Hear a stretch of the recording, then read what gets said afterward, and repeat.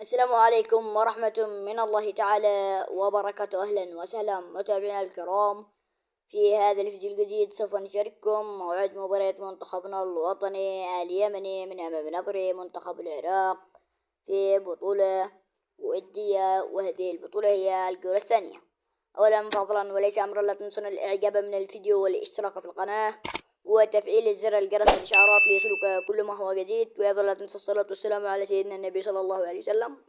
والآن يا ابن الذهب لكي نخبركم بتفاصيل هذه المباراة الثانية للمنتخب الوطني اليمني بعد الفوز من أمام العراق في البطولة الودية الأولى، والتي قامت عام 2024 شهر 12 يوم 29 من شهر 12 على ملعب الكرخ.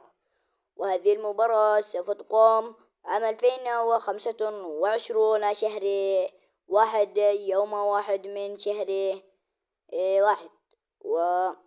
وهذه المباراة سوف تقام الأربعاء. وأما عن وقت المباراة سوف تقام هذه المباراة عند تمام الساعة 2:30.